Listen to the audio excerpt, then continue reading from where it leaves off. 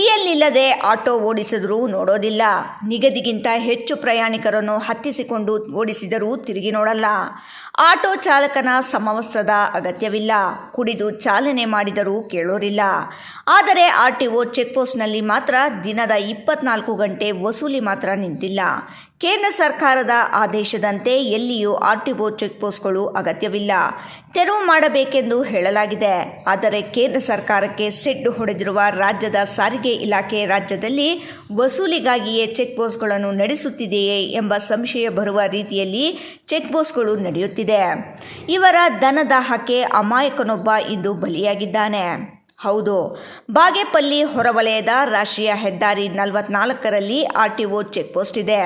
ರಾಷ್ಟ್ರೀಯ ಹೆದ್ದಾರಿ ಮೂಲಕ ಹಾದು ಹೋಗುವ ಎಲ್ಲ ವಾಹನಗಳ ಚಾಲಕರು ಇಲ್ಲಿ ವಾಹನ ನಿಲ್ಲಿಸಿ ಇವರಿಗೆ ನೀಡಬೇಕಾದ ಹಣ ನೀಡಿ ಸಹಿ ಮಾಡಿಸಿಕೊಂಡು ಹೋಗುವುದು ಸಾಮಾನ್ಯ.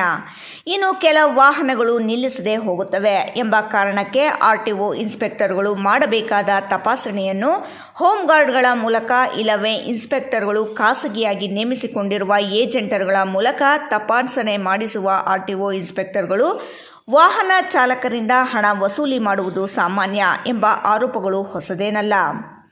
ಚಿಕ್ಕಬಳ್ಳಾಪುರ ಜಿಲ್ಲಾ ಕೇಂದ್ರದಲ್ಲಿರುವ ಆರ್ಟಿಒ ಇನ್ಸ್ಪೆಕ್ಟರ್ಗಳು ಹೆದ್ದಾರಿಗೆ ತಪಾಸಣೆಗೆ ಹೋದಾಗ ಇದೇ ಹೋಮ್ ಗಾರ್ಡ್ಗಳು ಮತ್ತು ಖಾಸಗಿ ಏಜೆಂಟರನ್ನು ತಮ್ಮ ಜೊತೆಗೆ ಸರ್ಕಾರಿ ವಾಹನದಲ್ಲಿಯೇ ಕರೆದೊಯ್ಯುವುದು ಸಾಮಾನ್ಯ.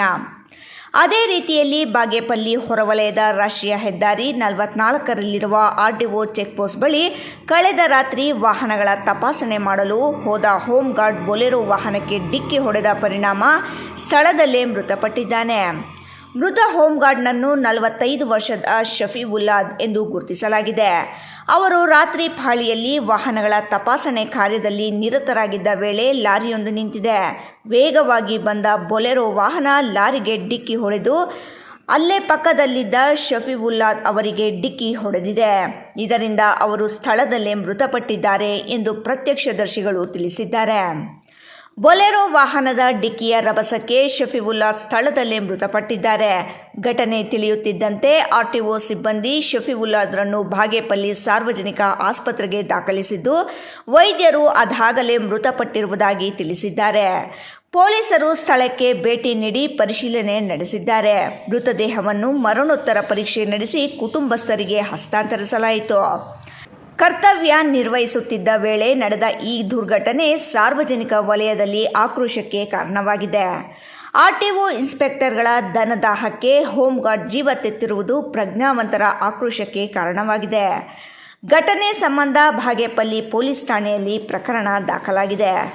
ನೂತನ ಮುಖ್ಯಮಂತ್ರಿ ಡಿಕೆ ಶಿವಕುಮಾರ್ ಅವರು ಪ್ರಾದೇಶಿಕ ಸಾರಿಗೆ ಇಲಾಖೆಯ ಇನ್ಸ್ಪೆಕ್ಟರ್ಗಳ ವಸೂಲಿ ದಂಧೆ ಮತ್ತು ಚೆಕ್ ಪೋಸ್ಟ್ಗಳ ವಸೂಲಿಯಿಂದ ಮುಕ್ತಿ ಕೊಡಿಸಬೇಕೆಂದು ವಾಹನ ಮಾಲೀಕರು ಅಳಲು ತೋಡಿಕೊಂಡಿದ್ದಾರೆ. ಎಲ್ಲ ದಾಖಲೆ ಇದ್ದರೂ ಇವರಿಗೆ ಹಣ ನೀಡದೆ ಮುಂದೆ ಹೋಗುವಂತಿಲ್ಲ ಎಂದು ಹಲವರು ಕಿಡಿಕಾರಿದ್ದಾರೆ.